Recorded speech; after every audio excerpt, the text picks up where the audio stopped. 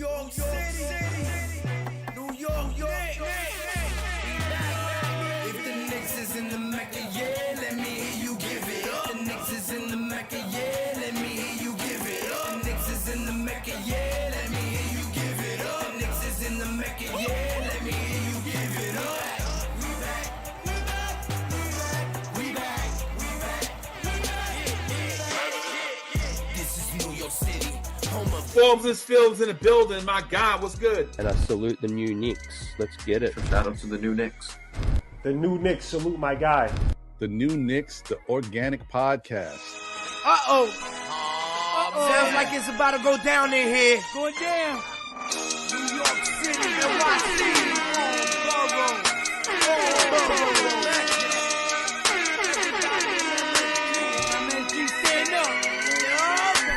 Brooklyn, Staten in the Bronx. Manhattan, Queens, what you want? We want the Knicks. We want the Knicks. We want the Knicks. We want the Knicks. Brooklyn, Staten in the Bronx. Manhattan, Queens, what you want? We want the Knicks. We want the Knicks. This is for the win. We want the Knicks.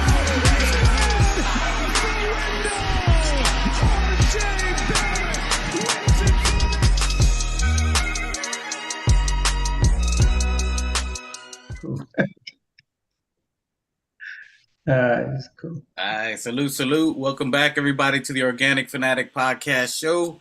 Well, we have a blessed, amazing day today. I'm joined by all my brothers here. I'm going to start off first real quick with our regulars and onto our wonderful special guest, which we're graced that their presence is here. Salute to them, talk to them, new Knicks. Yo, salute everybody. Welcome to the Organics Fanatics. You know what I mean? The TOF brought to you by the TKN. Here with my brothers, my cousins, and we got, other brethren along with us here. You know what I mean? Very blessed to have, their presence here at the house. Welcome home, everybody. Welcome home. Next up, Machete Mig, my cousin. Talk to him, Machete. Hey, everybody. Welcome home. Bienvenidos to Los Knicks. The Organic Fanatic Show. It's going to be tough. Got a lot to talk about. Welcome, Raw Hebrew. Welcome, Alex. Welcome, Mikey, Dwight, Phil. All right, and for the second time, we appreciate our brother Alex joining us here. Alex, talk to him. Say something. What's up? It's me, Alex, again, a.k.a. Imana Bakash. I'm glad to be back. Appreciate it. And then the one and only, the living legend himself, Mr. Raw Hebrew Remnant himself. Salute. Yeah, glad to be here. Organic Fanatics to hang out with you fellas. A channel y'all better get on board. It's about to take off. Glad I'm here while it's going to take off, man.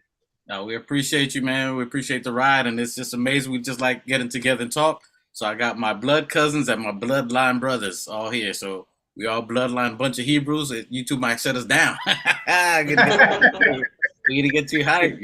Bunch of Organic Fanatics here on board. Let's talk about that. Please, on board. God bless. What a wonderful day. What are we talking about today? Game 4. Game 4 of the New York Knicks versus the Cleveland Cavaliers, or the Cleveland Halves, or the Cleveland Have-Nots, because we keep going in. And going in at 3-1. Any quick initial thoughts before we go in there? Rob, you are a special guest today. Go ahead and give us some initial thoughts of what you're talking about today. Well, the big move I think all of us would have some agreement on is the playing of Obi Toppin over Julius Randle to close out the game. He put Julius Randle in that game. We might not win that game. He keeps Obi in that game. We close it out. To me, that was the biggest move. I agree. I definitely agree with that. Any other thoughts from you guys on the panel? Have you thoughts that caught your eye in the game? How IQ wasn't actually a factor, but he kind of was a plus 11, but he scored 0 points. Yeah, and I agree with you. I think that was a big move. I think that Tibbs did as well. I think we spoke about that, Ro. I think you said that on your last live too, whether when it wasn't working out with Harder, they were kept collapsing on Jalen Brunson, that they bring in IQ as another threat. So they have to respect and not do the double team.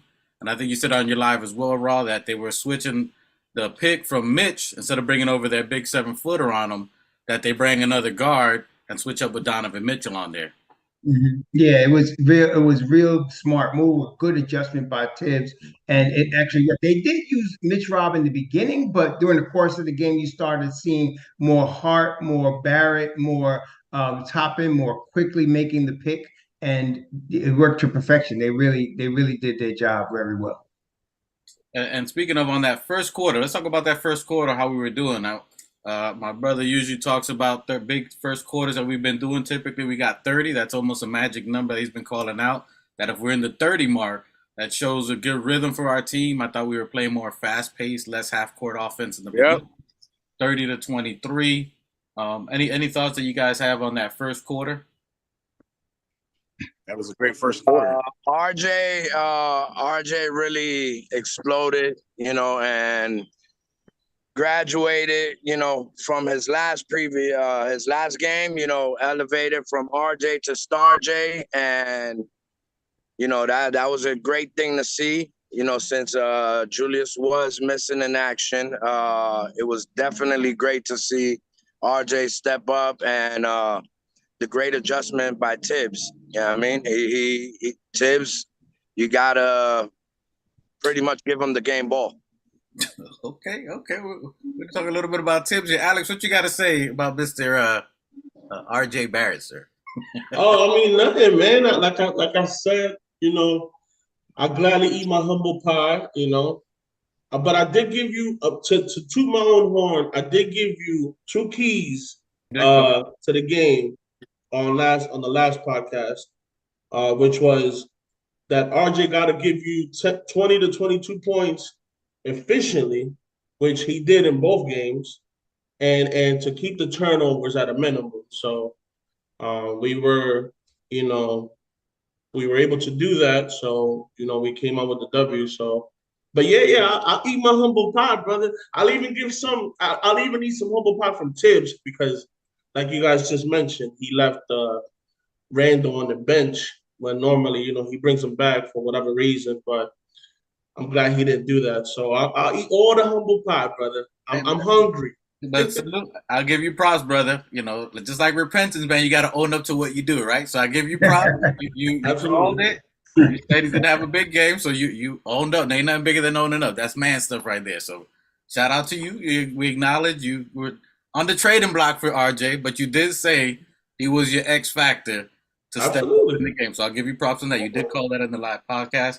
Machete Mig, any thoughts on RJ's performance? Hey, man. RJ had a great first quarter. It was really exciting, but also Josh Hart, that first quarter, I think really ignited us, and it set the pace how the game was going to go. But our big three tonight were definitely Josh Hart, RJ, and Brunson. Between those three tonight, we killed Cleveland, and hopefully we'll bring that into the next game, going into Cleveland next game. And Rob, my brother, there's very few people that was on the RJ train. Not saying we want to.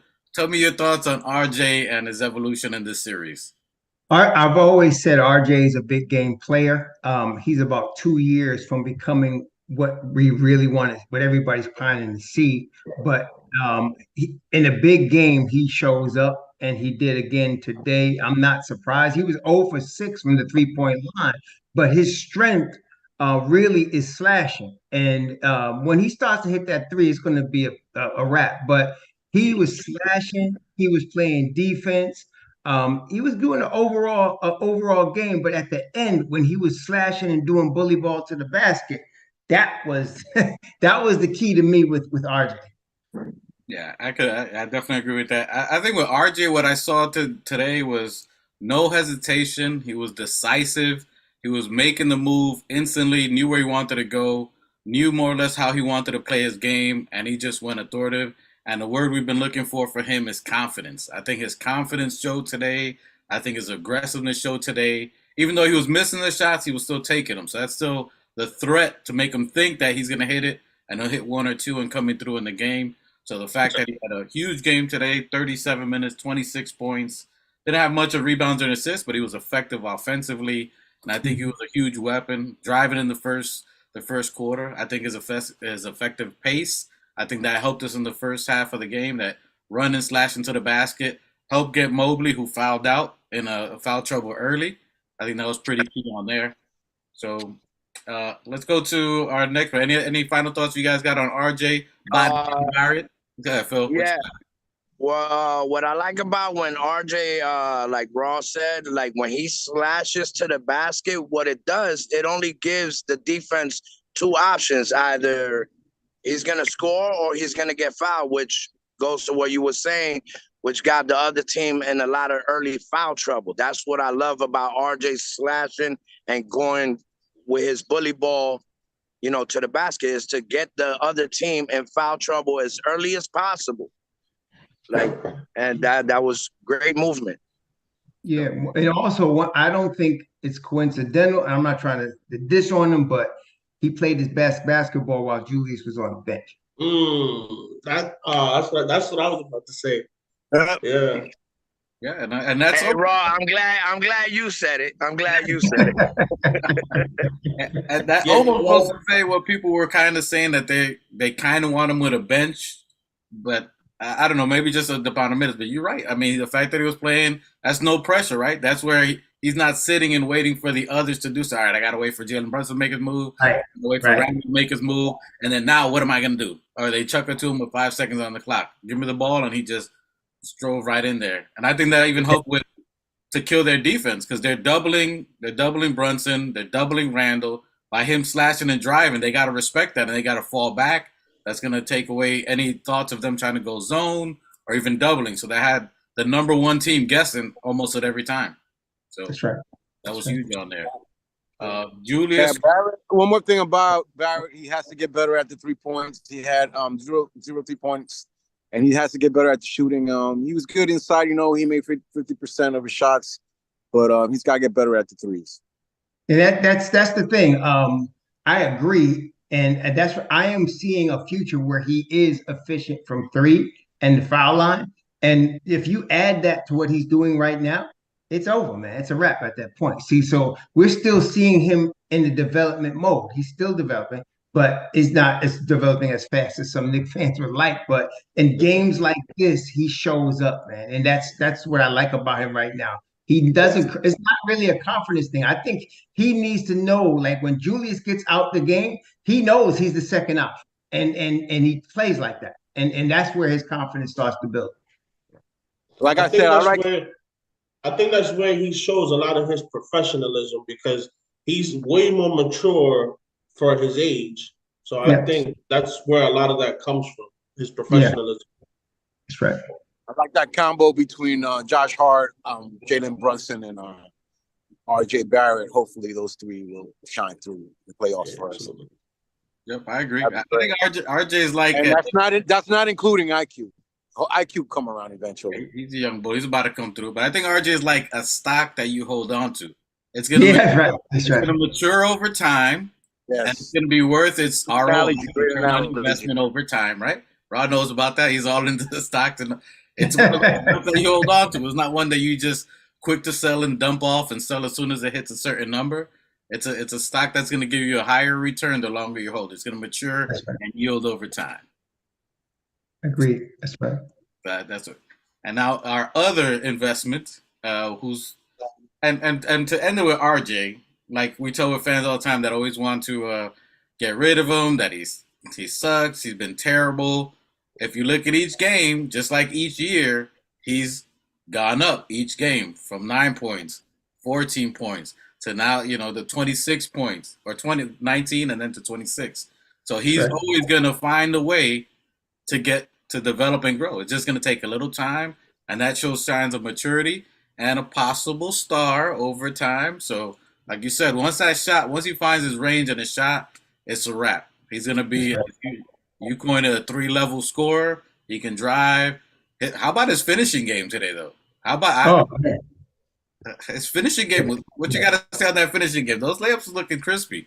Man, if the thing is, especially obviously going left, if he beats you going left, I don't care who's back there. He's going to score. Don't get fouled. He's just very tough like that, man. That's his game. It's the bully ball, man. So, man, like I said, he got that down pat. He just has to get that 3-pointer and a consistent foul shooting. So like you said, he can get close to being a 3-level scorer. And when he does that, it's going to be, if he can get his 3-point shot consistently in the high 30s, 38, 39, he's going to be tough, man. He's going to be tough.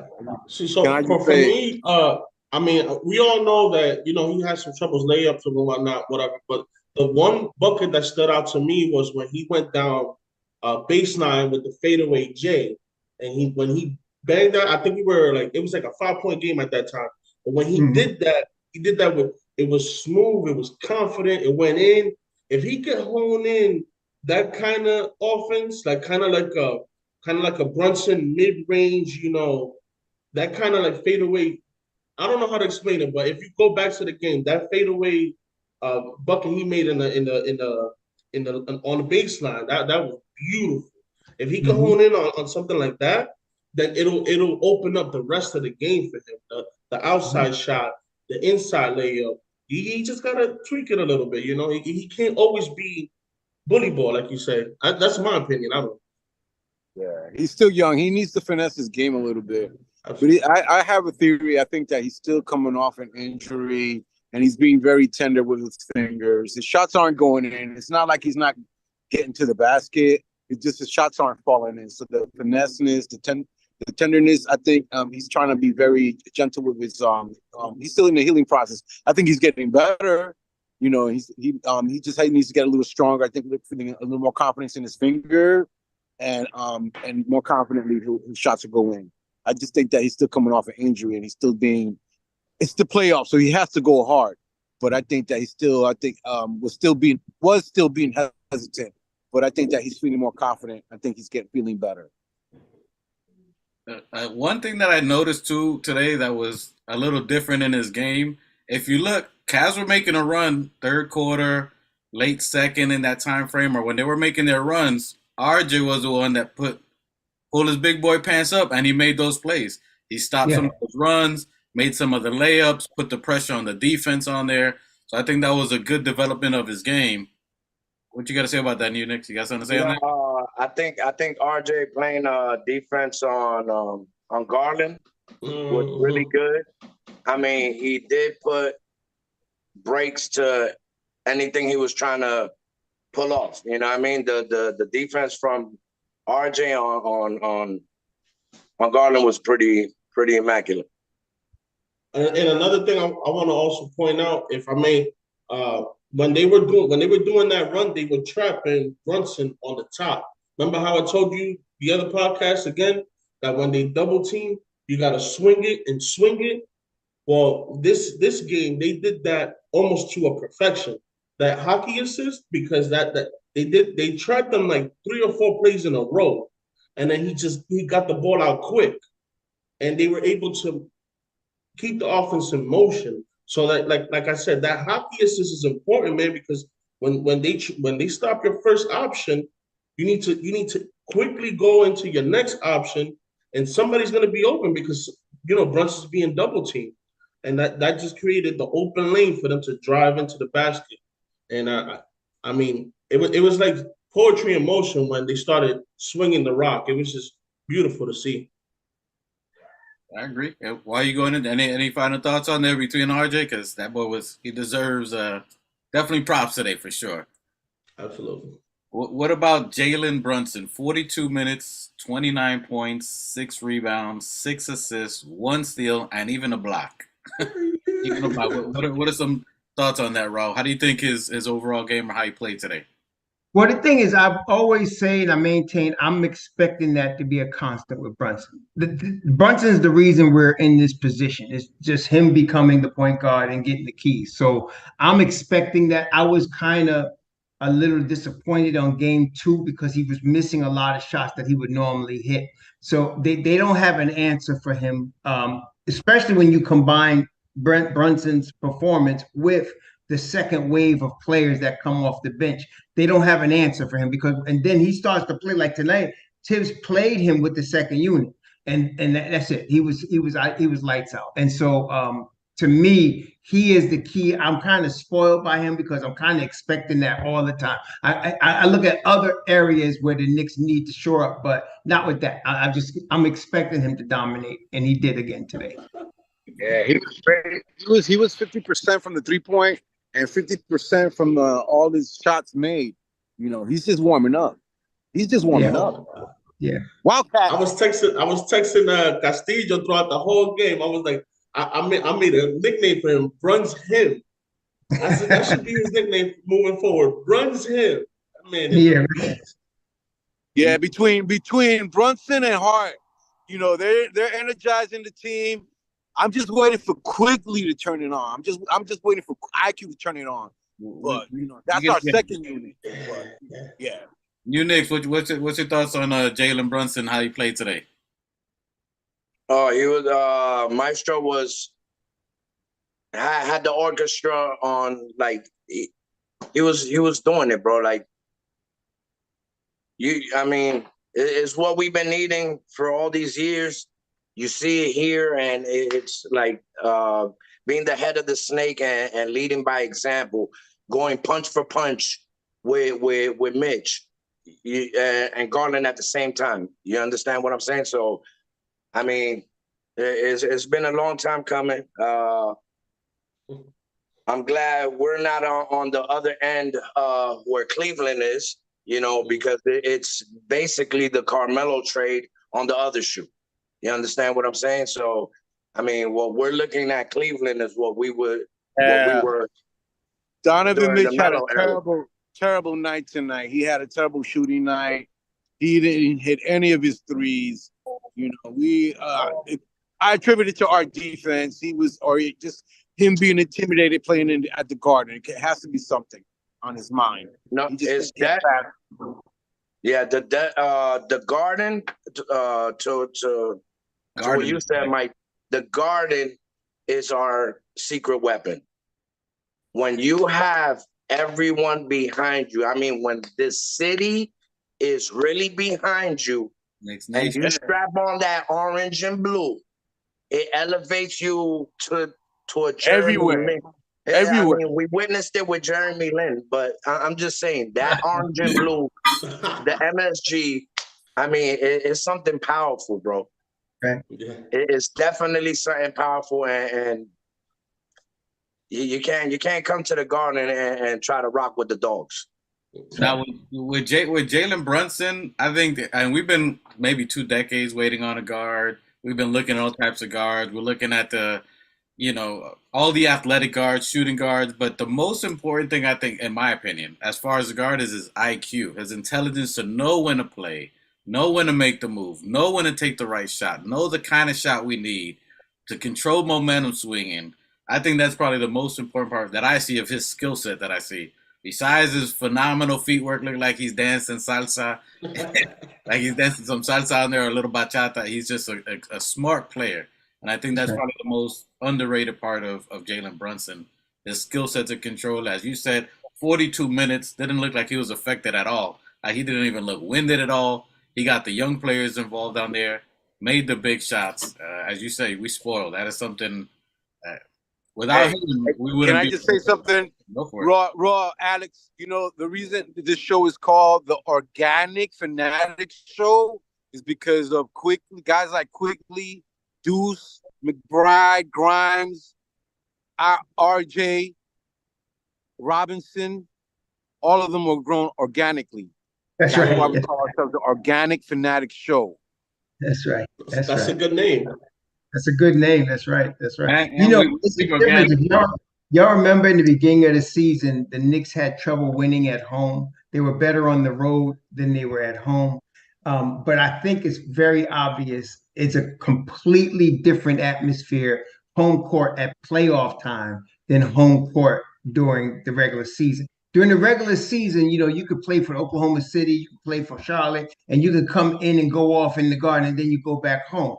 But here in the playoffs, you're getting the whole city's energy behind this team. And you know what? I mean, y'all, you could feel it through the television. Like, it was like, whoa, man. And so I can't imagine, like, I was seeing like Cleveland look like they were folding because all of that energy was coming from the fans, and our players were responding, and they were getting more energy from it, but the opposite team was folding under that pressure. That's going to be a formidable. See now, if Miami beats the Bucks and we have home court advantage, Hey, it's going to be. Listen, So that makes us 10-5 at the Garden. Go ahead, Mike. I was gonna say that it makes us about 10-5 at the Garden now. We're about 500 at the Garden. No, wait, man. hey, that's what to talk about. If we, and that's what we're hoping for. If Miami beats Milwaukee, you know what that means? The remainder of the people that are left, Hey, don't even go. That means we're 3-1. That's another topic right there. The against Miami all of thing. them. That means we're 3-1 Miami's up. against Miami, 3-1 against Cleveland, 3-1 against Boston. So the chances are for us to get into. To me, I'm calling it right now. It looks like we might be facing Miami in the second round. We might. I hope so. Where they're playing in Miami for Game 4, right? Yeah. Yes. The next game is in Miami, and I mean, that was a tough loss they had losing Tyler Hero and Victor Oladipo. I saw the play last night. Yeah, he hurt his knee, right? Yeah, it wasn't any contact. It was what it was is he planted on his left foot and it just collapsed on him. It just completely collapsed on him, and his momentum, because he was going so fast, it just carried him out of bounds. And while he was in the air, you knew he was grabbing his knee. It was already over, man. And I was like, who's that? Who's that? Oladipo. All right. I'm sorry. Go ahead. He might be done for the. Yeah, he's definitely done for the playoffs. He might. I don't know if he's gonna be able to come back. It's the same leg, the same injury that he's been battling since he got that injury in Indiana. It's the same one. You could definitely see the shock in his face when it happened. He was like, here we go again. Yep. But listen, I don't wish injuries on nobody. I want everybody to succeed and eat. But the basketball gods are talking. And if it so happens to be that everybody gets injured and the Knicks go to you already know where I'm going. Listen. It just so happens the one and only Yahweh. Hey, he has us all up in this chat. He has Obadiah Prophet in there, Jeremiah, Isaiah, all in the Knicks, Emmanuel. Hey, it's all in our favor. I mean, sprinkle the prophets in there. Yo, we are doing. Hey, listen, we do have a lot of young players on our team that give it up to God first, and that's us as a Dominican. You know, we're very Jamaican. We West Indies people here. We West Indies. You know, we got first. Yeah, we don't believe in basketball gods. They know basketball. Yahweh. It's all good though. This is all fun, man. It's all fun. New Knicks is having fun. Now, yeah. Speaking of young players, the steal of whatever draft it was, second rounder, $60 million player, battling 2 7-footers, out rebounding them himself. Mitchell Robinson. Yes. 11 rebounds, 2 blocks, which they cheated him for one. They cheated him for one of those blocks. I think was it Donovan or Garland that they were going up to the glass that they called it a goaltend? That was a block. Yeah. That was a clean block, man. That was a clean block. Yep.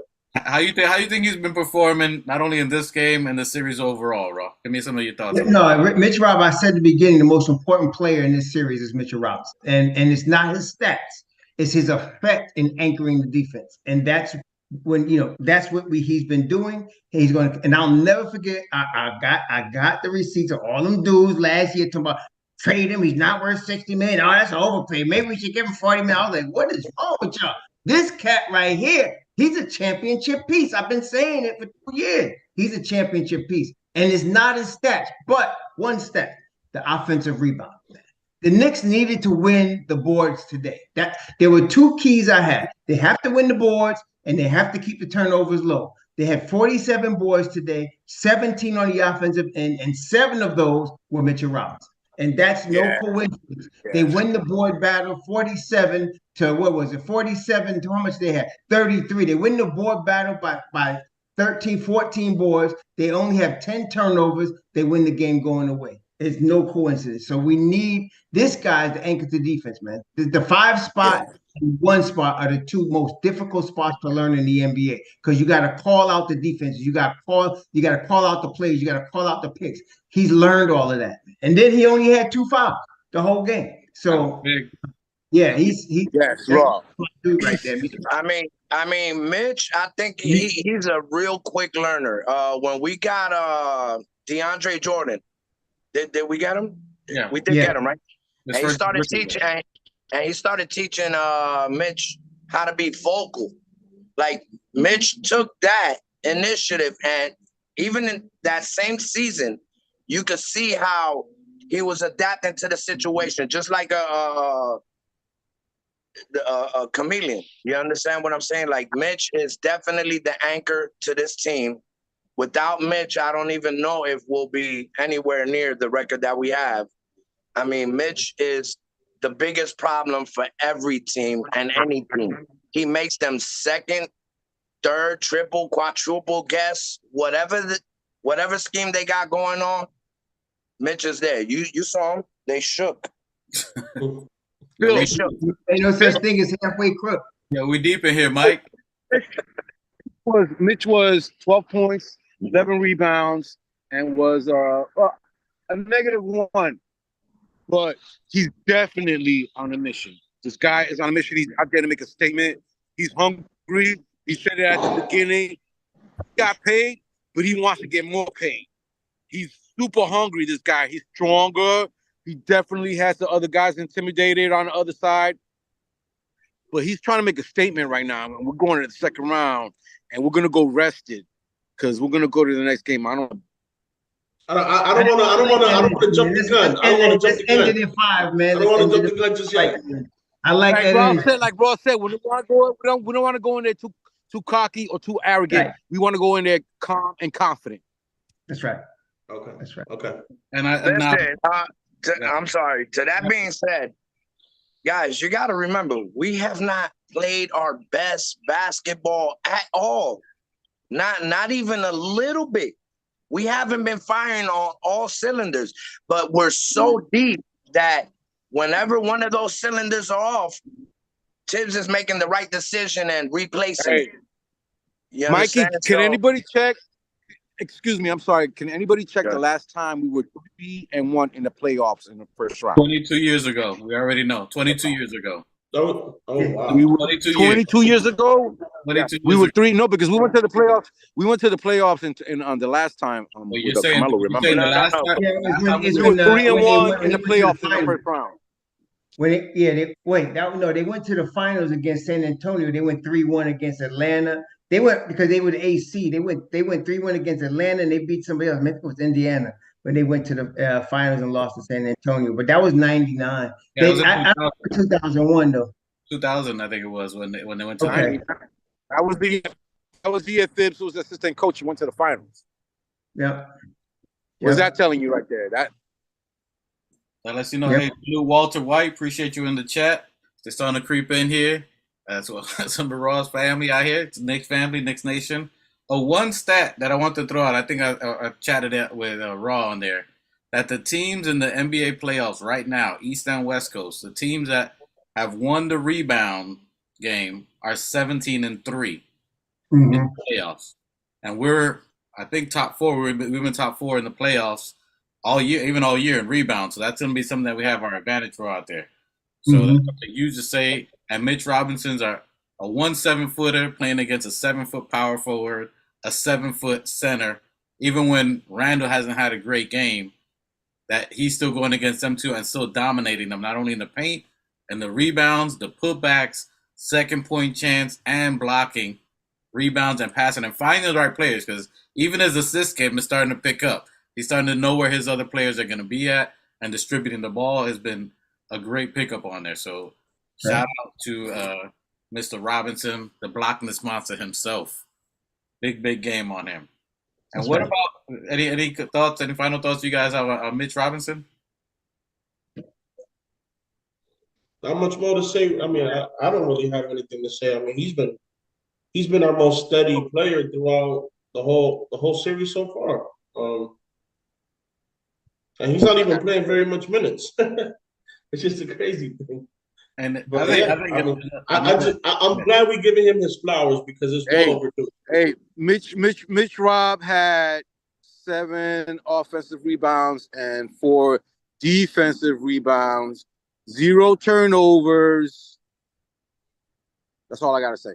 Hey, and also, what about his counterpart, Mr. Isaiah Hartenstein? Mr. Isaiah Hartenstein had 20 minutes. He only had 1 point, but he had 8 rebounds, 2 assists, 2 steals, and 2 important blocks. Those blocks were huge. He found RJ in the open break right after that block and got the layup. That was a big momentum shift. Any thoughts on Isaiah Raw? No, Isaiah is, again, with him and Josh Hart, they're playing their perfect role. What they're built to play is the roles they're playing, which is coming off the bench. And Hartenstein is the perfect backup to a Mitchell Robinson. I still ain't forgot about my boy Jericho Sims, but I got to give Hartenstein his flowers. He really is perfect in backing up Mitchell Robinson. He makes the right play. He's not as athletic as Mitch Rob is, but his IQ is really high off the charts. He makes really good plays, and you can count on him every night to give 100% for every minute that he's on the floor, and I love that. Big fact, big energy player, big momentum player.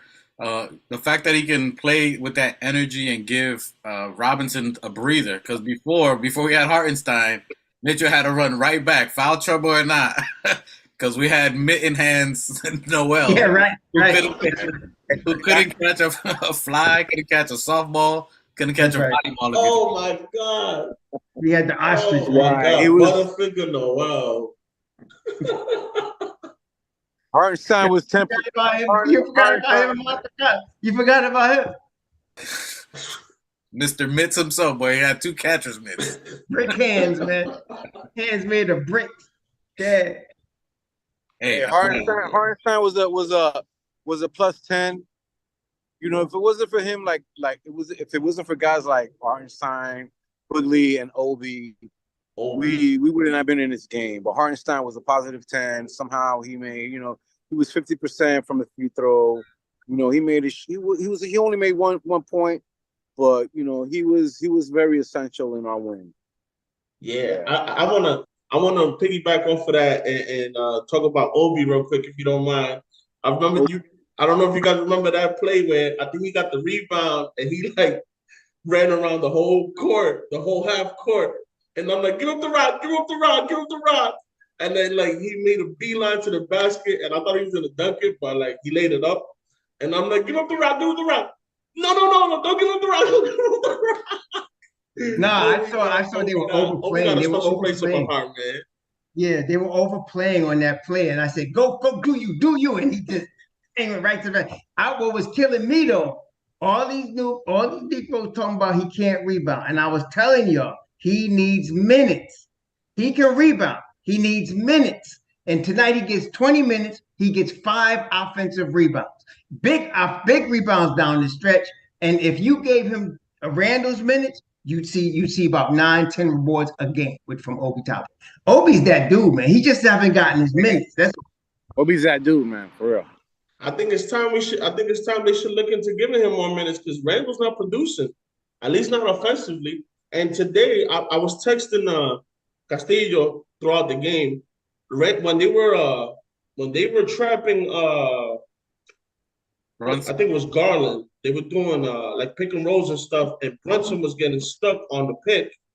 Randall was just letting them go by. It was driving me crazy, man. He was not even. And there was 3 plays back to back when he did that. Yeah, and I'm like, if you're not gonna give offense, at least put the effort on defense.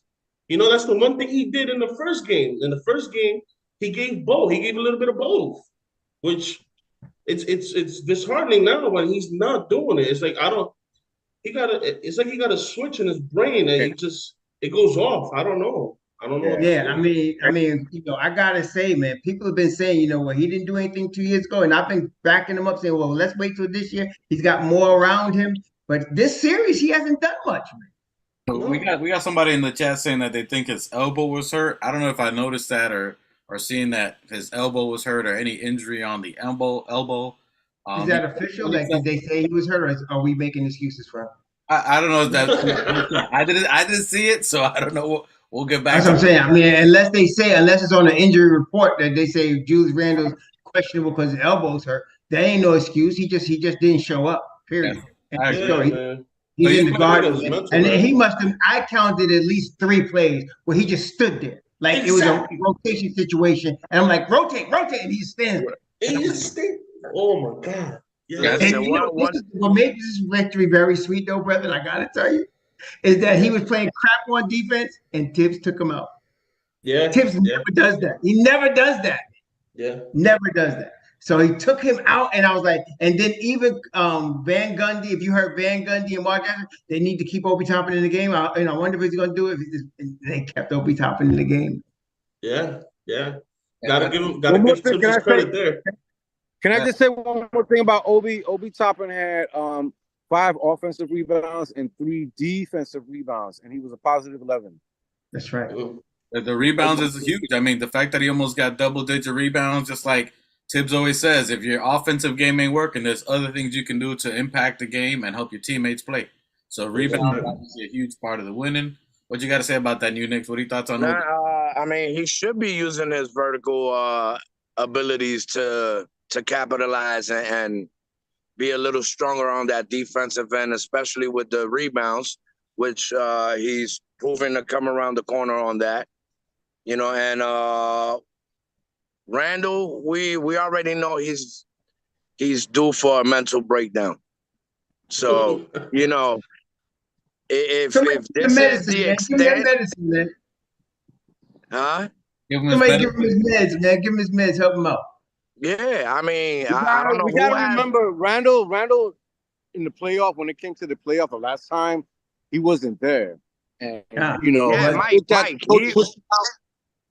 he wasn't there because he didn't have people to rely on. All the kids were kids. He, of course, he was feeling the pressure of it. You understand? But bro, it's 2 years later. We're not the same Knicks. No, yesterday's Knicks is not today's Knicks, not by far. I'm talking about his performance when it comes to the playoffs. So it's good that the coach switched him out and that Obi got playing time, because he learned from the last time, Fibs, when he even admitted at the end of the season that it was a mistake not playing Obi. So now he's not making that mistake again. So now he's interjecting and putting Obi in. Even though he's not scoring, he's still being effective and winning us the game. The young ones are, the others, that do I like to call them. So the coach is doing well. We talked about him the first 10 minutes about him. We gave him praise. The coach is adjusting. He's doing well. It's the playoff. He's going to take us a little bit further than a lot of us think. I think he'll take us deep into the second and hopefully the third, depending who we face right now and who's still healthy, because that's very important. 50% of it is us being healthy, everybody being healthy, and going into the second round right now.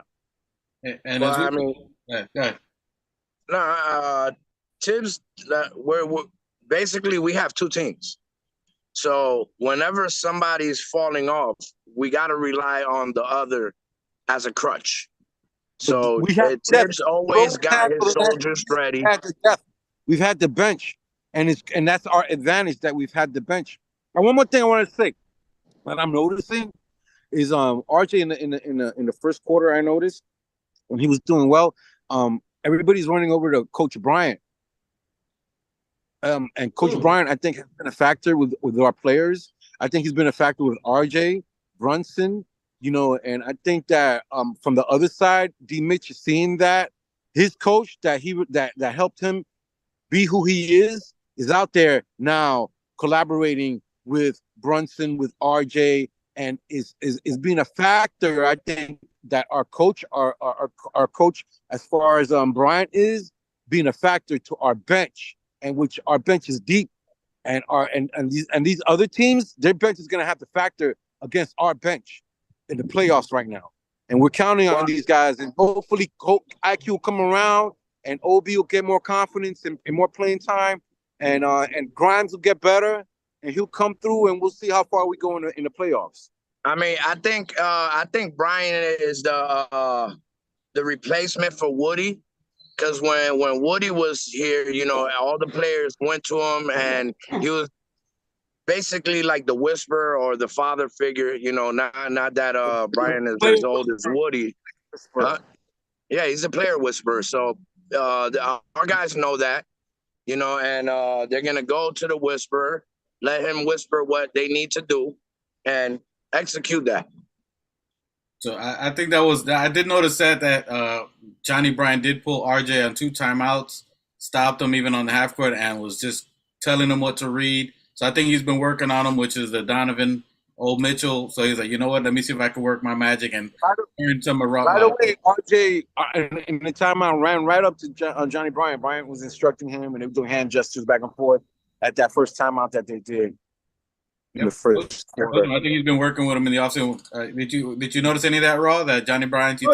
Oh yeah. I mean, when they called the timeout, and Bryant actually went out to the court and met him, and they were saying something, and he was demonstrating something. Did you also notice that Larry Johnson grabbed him too? I didn't see that. Larry Johnson did what? Yeah. Larry Johnson grabbed him and whispered.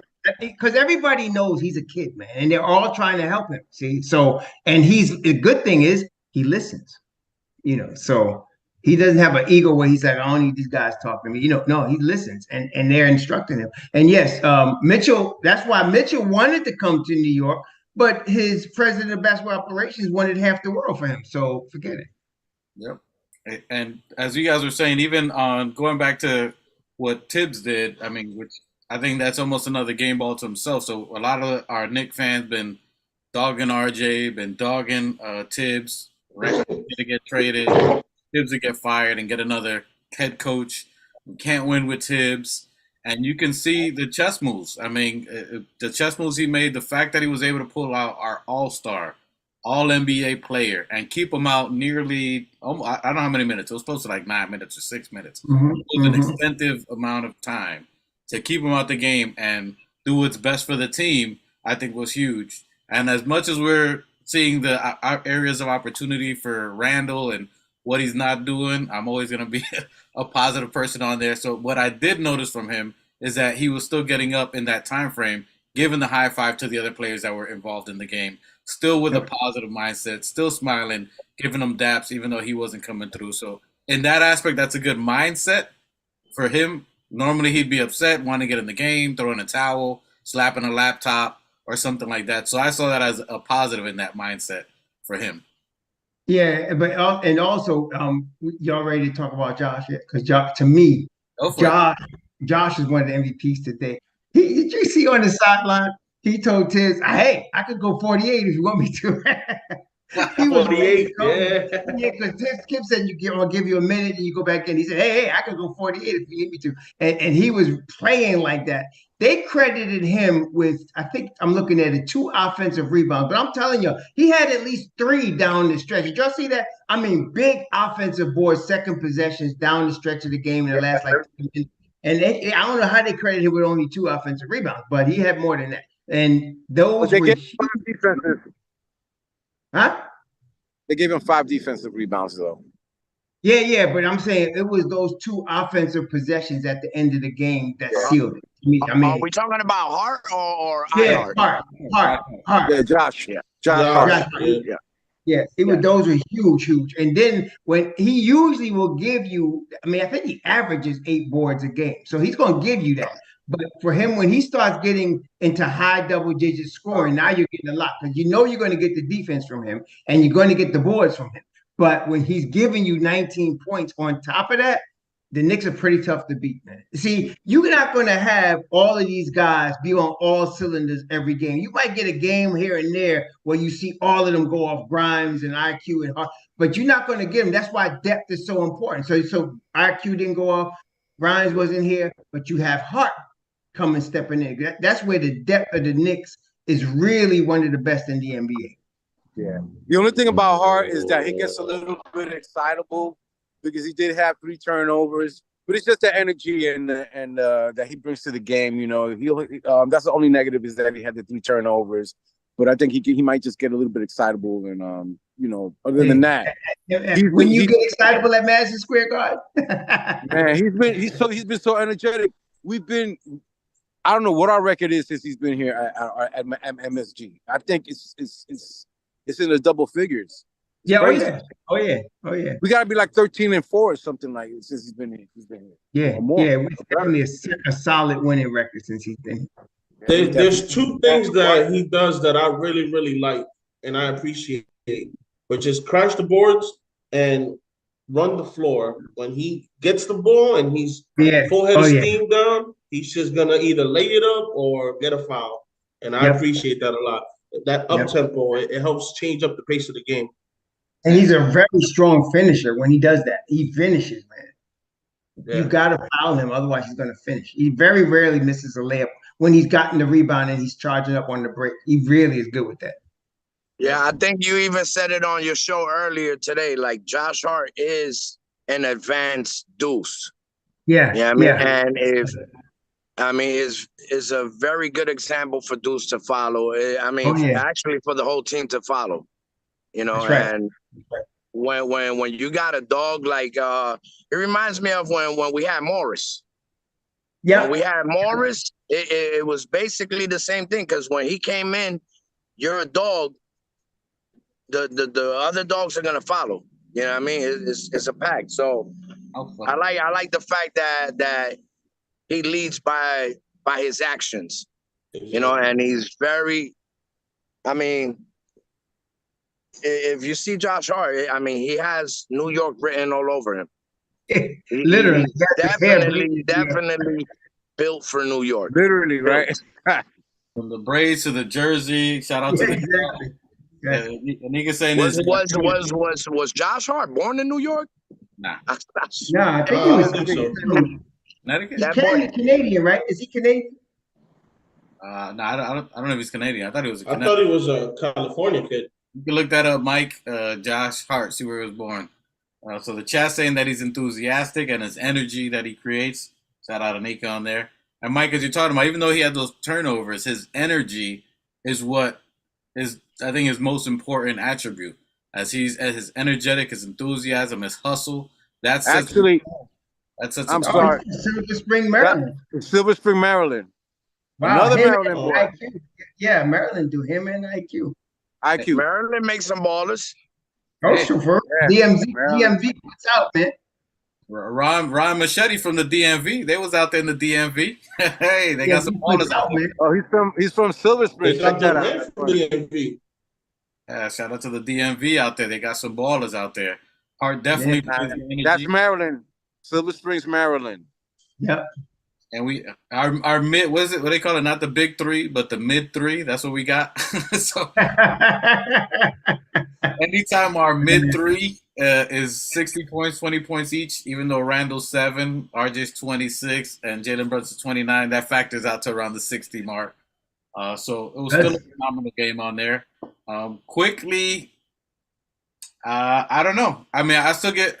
He's been. I don't know what it is that Cleveland's doing that's maybe throwing him off. Maybe he's out of rhythm. Maybe he's used to playing heavy minutes, and the short stints of minutes, kind of like an Obi, playing minutes, pulling him out, is affecting his mindset or confidence.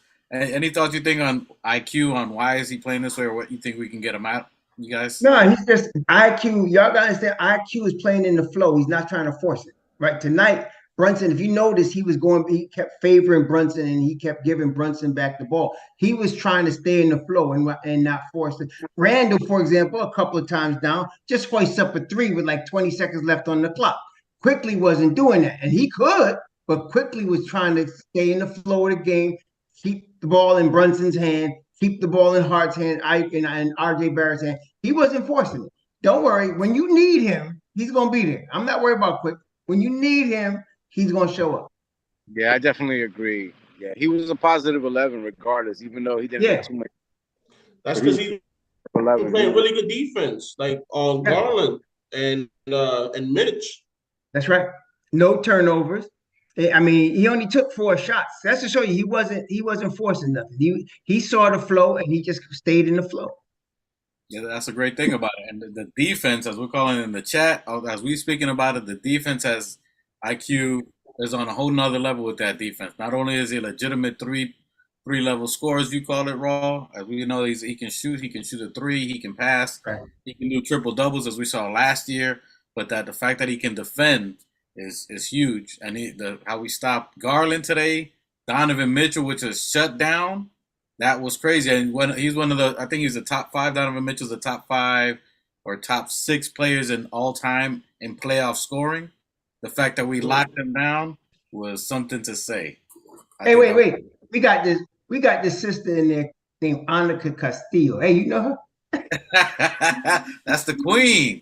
Yeah. You supported the chat. The queen in there where she supported. Show love. There you go. That's Nika. Hey. Appreciate that. Appreciate her, Walter. Oh, we got Rich in here. Uncle Raw, you got your people still clicking in here. Rich, Jim. Okay. Salute. Everybody in the chat, we appreciate y'all. Keep putting your comments Salute to the chat. Thank you for the love and support. And we had a deuce sighting. I don't know if any of you guys noticed, but there was a deuce sighting here.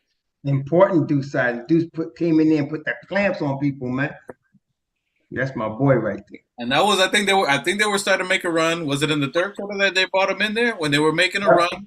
I think it was, yeah. And he started putting the clamps on brothers right there. That's when the defense shored up again. Yep, that's when we said the momentum that he came in, and he even gave us a 3. He shot it confidently, no hesitation. That's right. And he was pushing Donovan Mitchell 92 feet, boy, just putting the pressure on Donovan Mitchell. That's right. So the fact that we have the others contributing has been a phenomenal game. Jalen Brunson. Brunson.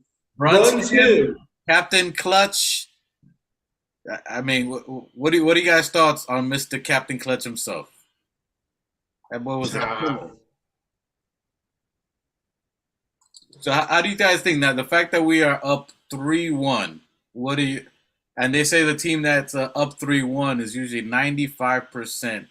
I would say at least 90%. The Knicks are not going to lose 2 in a row. They might lose in Cleveland coming up. I wouldn't be surprised, although I do favor them to win. But Cleveland's still a very good team. It's just the Knicks are actually the better team right now. But I wouldn't be surprised if the Knicks ended it in 5. But they're certainly going to end it in 6 at the worst. So I have a question. So hypothetically speaking, if the Knicks were to lose, we go back to Cleveland and Cleveland wins, then what happens after that? Do they come back to Madison Square Garden? Yeah, the next 3 games are Cleveland, New York, Cleveland. So it's Cleveland, New York, Cleveland. So they're going back to Cleveland for Wednesday night, and then they come back to New York whenever the next game is after that. I'm pretty sure I called 3-1. I did call Knicks in 5. I don't see us coming back. We're going to carry the same energy from MSG to the Cleveland. Yeah, I mean, and I'm in Miami. Listen, I'm in Miami, and I felt the energy over here. That's right. It's ridiculous. No matter, even if they're at home, they already, in their mindset, it's already a L. So we might as well just just come with gift wrap paper, package it up real nice, hand it to them at home. You know what I mean? Let them stay at home with the L. Did you hear the song they were singing at the end of the game? Hit the road, chanting Knicks in 5. Hit the road, Jack, and don't you come back no more. Yeah, but the Garden was chanting Knicks in 5 at the end. Oh. Yeah, but they was saying hit the road, Jack. And don't you come back? Yeah. They definitely not coming back. I think it's gonna be a closeout. I think Tibbs is gonna have them ready. Give the fact that we're developing, teaching them how to win. We've had runs that we've had 8 wins, 10 wins. So it's learning how to win, learning how to close out, take game by game. I think it's gonna be a closeout game as it should be. You can't lose the momentum. And I think you're going to see other players step up in the game. So I think it should be a closeout win. Should be ready for Miami or Milwaukee, either or. Hopefully Miami. I'm for the Miami. I'm not ready to battle Milwaukee now. If this I'm trying to keep my fucking mouth shut. Wait, go ahead. You already opened this. Is Giannis scheduled to play the next time? I know he's had the back issue. I don't know if they were just or. No, I'm just saying that so then the crowd wouldn't be. So now we got to travel back to Cleveland, so the crowd wouldn't be a factor. Wait, you're right. Right, and then if we were, God forbid, to lose, to come back to New York, that travel time to come back to New York, then we would have to win again in New York. Mike, stop. I know you're superstitious and all of that. Yeah, I mean, I'm just saying, you understand what I'm saying? So now we have to travel now back to Cleveland, and the crowd's not going to be. It's a closeout, man. It's going to be all right. Never mind. I'm just trying to double check. Not at all. Not at all. That is not going to be the case. You know what I'm saying, Phil? Out of all players, Julius is the person that still hasn't exploded yet. So if Julius could come in and do us the favor and take off on this fourth game and just put the nail in the coffin, and that'll be about it. Yeah, that's word. I think we got to get Julius. Where's more, son? He's a first quarter player. If we can get him some kind of rhythm early, first quarter, I think that's gonna help us out. He's been resting the last game and a half, so he should be ready to go. He got rested by the coach over there. The coach rested him a whole lot. Hit the pine, player. Yeah, has he been doing his little Zen thing meditation before the game? Has he been like? Has he been? I think he does that every game. He does that every game. Yeah. It hasn't worked lately, so maybe this will help him. Seeing that he didn't close the fourth quarter, his pride to come in and be like, "Okay, I'm gonna show you I'm still the man." Maybe he'll do that Wednesday. I agree. I think this was a big statement to let him know that we're always talking about. Will Tibbs spank him? Will Tibbs treat him like the others? Tibbs' favorite, that's his baby. That's his baby, his firstborn. that he treats him like he can't do no wrong. Like he gets double portions, right? Yeah, man, he does. The ball goes to the coach. Yeah, I mean the fact that he sat him and he had it as Alex was saying, humble pie. He ate it all by himself today in the back of the bench. I still give him the bib. They put the bib on him and everything. They had the bib. They gave him the spork, the spork, because we don't want Julius having sharp objects and going ham crazy and shit. So they gave him the bib, fed him the humble. You know what I mean? They put whipped cream on it. They put whipped cream on this humble pie. All that sprinkles and cherries. We gotta give him a Red Bull before the game or something, boy, because he needs that energy up. Oh man, but it's good to see RJ getting his confidence back and scoring his 26 points and the old RJ coming around. We need him right now, and and if they don't play Randall like that, I say we just go with the squad the way. If it ain't broke, don't fix it. Just go with the formula you're going with right now. Take it into Cleveland in the next game. And in the worst case scenario, you play Randall. What was you gonna say, New Knicks? No, I was gonna say maybe hopefully the same baggage guy that found RJ's confidence, and returned it to him. Maybe they could use the same guy to help Ryan Randall find his luggage. That's right. His confidence is trickling. Maybe the show up at this house today. Hey, listen, man. Here it is. Hey, check your phone, guys. I think we're getting an Amber Alert for Julius Randle. He has been missing. He's been Amber Alert. Keep your eyes out. Oh my God. Amber Alert. Been seen in a blue Toyota Camry driven by Coach Sid. Got a bolo. Be on the lookout for Julius Randle. Mike, why did you put Julius in a Camry, bro?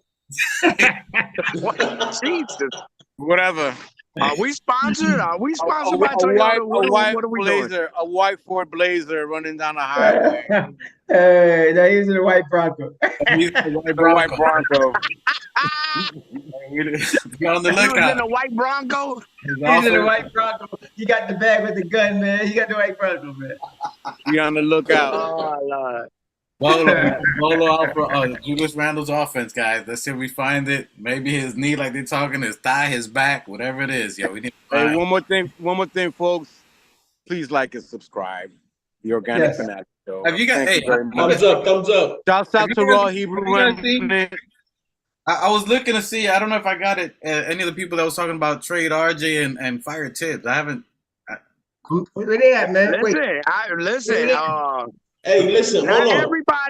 everybody that criticizes, bro. Listen, I used to have a girlfriend with a son, bro. I mean, I didn't hate the kid, but sometimes you need a little cocotazo, bro. Like even people you love deserve a cocotazo.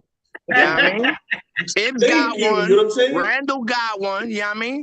It's a sign of love. You know how many times my cousin has caught me with a cocotazo?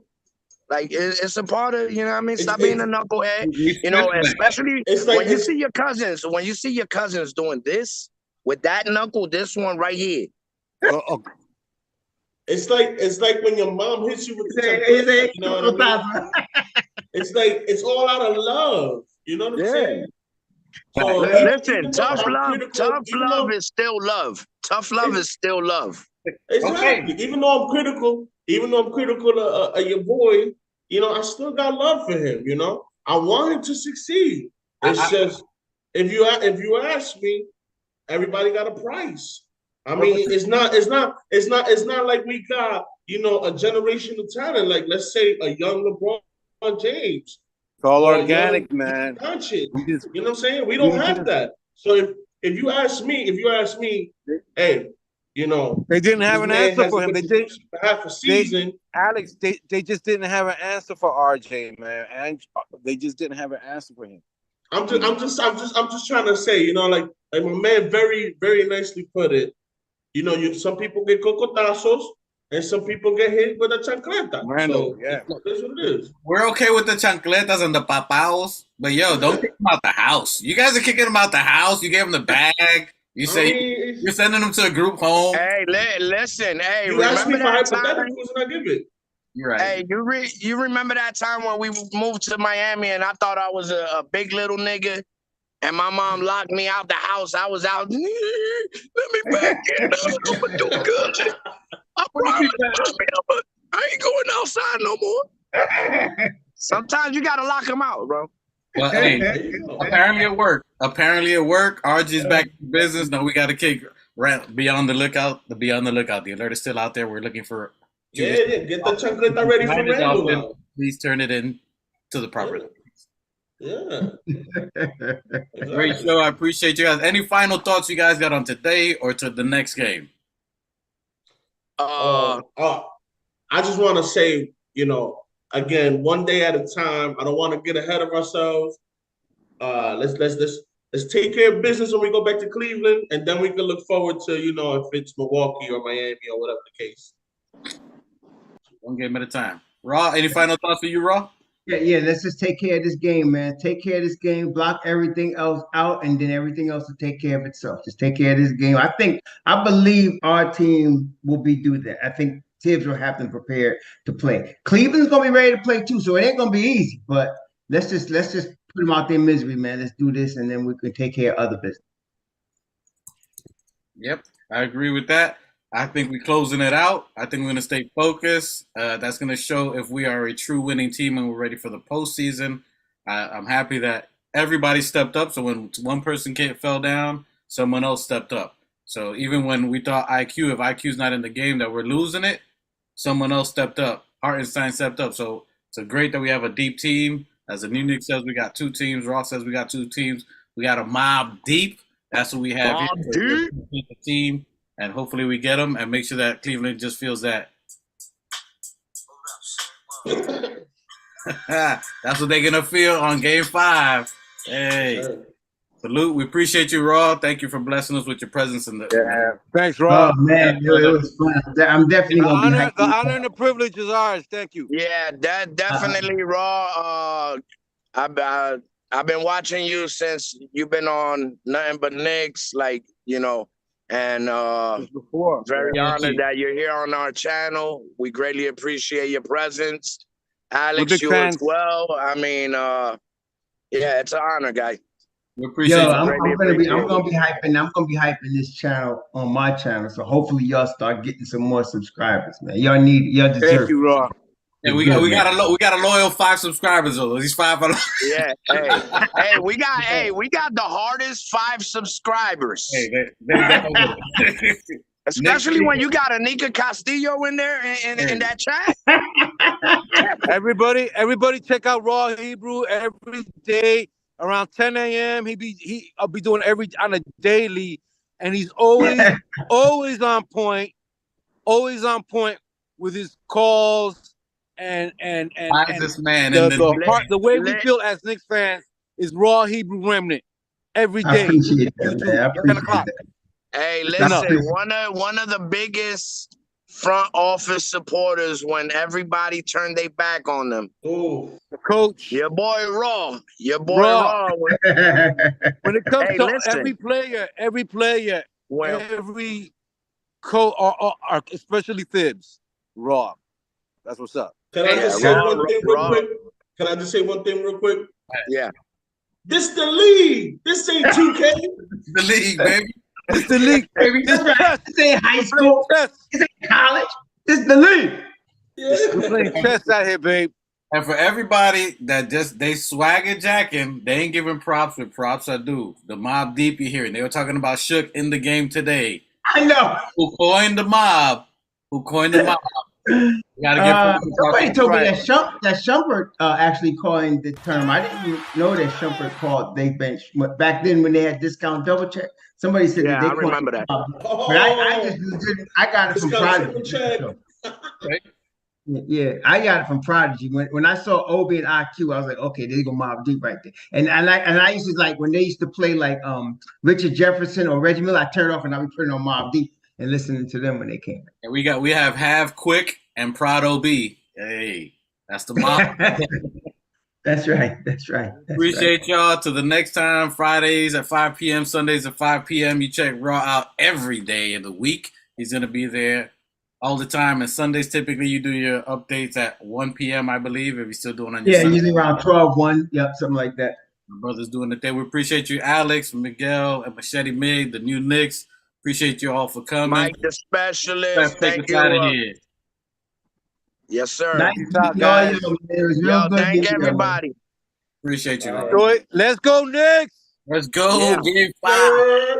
Yeah. Forms and Fields in the building. My God, what's good? And I salute the new Knicks. Let's get it. Shout out to the new Knicks. The new Knicks, salute my guy. The new Knicks, the organic podcast. Sounds like it's about to go down in here. Going down. New York City, NYC,